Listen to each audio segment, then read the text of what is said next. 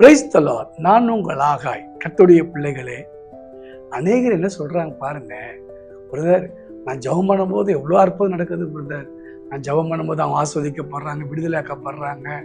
நான் ஜெபம் மற்றவர்களுக்கு அற்புதம் நடக்குது, எனக்கு மட்டும் ஏன் பிரதர் நடக்கலை? எனக்கு ஏன் கடவுள் எதுக்குமே செய்ய மாட்டாரு? நான் ஜெபமா ரட்சிக்கப்படுறாங்க, நான் ஜெபம் பண்ணா அப்படி அற்புதம் நடக்குது, எனக்கு மட்டும் நடக்கலை. எனக்கு என்னன்னு புரியல பிரதர், நான் என்ன நடக்கணும், நான் என்ன செய்யணும்? குழப்பமா இருக்குன்னு நினைக்கலாம். கர்த்தருடைய பிள்ளைகளே, மற்றவர்களை ஆஸ்வதிக்கிற நீங்கள் முதலாவது நீங்க அறிய வேண்டும், உங்களை நீங்களே பிளஸ் பண்ணிக்கணும். புரிந்து கொள்ளுங்க. ஏசாயாவின் புஸ்தகம் 65:16 பாருங்கள். அதனாலே பூமியிலே தன்னை ஆஸ்வதிக்கிறவன் சத்திய தேவனுக்குள் தன்னை ஆசீர்வதிப்பான். நல்லா புரிஞ்சுக்கும். அதனால எதினால 15 வசனம், இயேசுவின் நாமம் எனக்கு தரிக்கப்பட்டிருக்கிறது. தரிக்கப்பட்ட அந்த நாமம் எதுக்கென்றால், நான் மண்ணான மனுஷன் அல்ல, பழைய ஆதாம் அல்ல, சபிக்கப்பட்ட ஆதாம் அல்ல, அடிமையின் ஆதாம் அல்ல, சரிங்களா, பாவத்தின் ஆதாம் அல்ல. இயேசுவின் நாமம் என்பது பிதாவுக்கு சொந்த குமாரனுடைய நாமம் எனக்கு தரிக்கப்பட்டிருக்குது.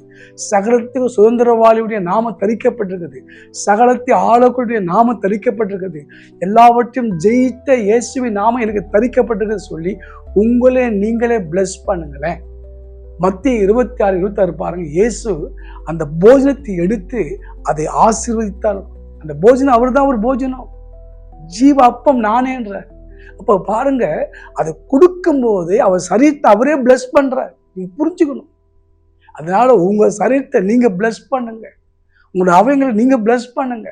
நான் ஆள பிறந்தவன், நான் சுதந்திரவாளி, நான் சகலத்தையும் ஆளக்கூடியவன், நான் கடன் இறங்கி கடன் கொடுப்பேன், நான் கடன் வாங்க மாட்டேன். ஒரு தீர்மானம் பண்ண. ஒருவேளை புரியல, எனக்கு கடனா இருக்கு பாஸ்டர், பிரச்சனையாகுது, நினைச்ச பிரச்சனை பேசாதீங்க. நீ செய்ய போறத கடவுளுக்கு கொடுக்க போறத நீ பேசிக்கிட்டே இருங்களேன், நிச்சயம் உங்க வாழ்க்கைப்பா. நம்ம ஆண்டவருடைய வார்த்தை என்னன்னா, தன்னை தேவனுக்குள் கர்த்தருக்குள் நீங்க பிளஸ் பண்ணுங்க. முதல்ல நீங்க மற்றவர்களுக்கு பிளஸ் பண்றீங்க, மற்றவர்கள் ஜெபிக்கிறீங்க, நீங்க உங்களை நீங்க பிளஸ் பண்ணி பாருங்க.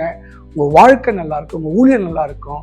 என் மனைவிக்கு நான் உண்மையா இருப்பேன், என் பிள்ளைகளுக்கு உண்மையா இருப்பேன், தேவனுக்கு உண்மையா இருப்பேன், நான் ஆசீர்வாதமா இருப்பேன், நான் விசுவாசிக்கு உண்மையா இருப்பேன், நான் கடனை கொடுப்பேன், அப்படி பிளஸ் பண்ணிக்கிட்டே இருங்க, நிச்சயம் நிறைவேறும். God plus.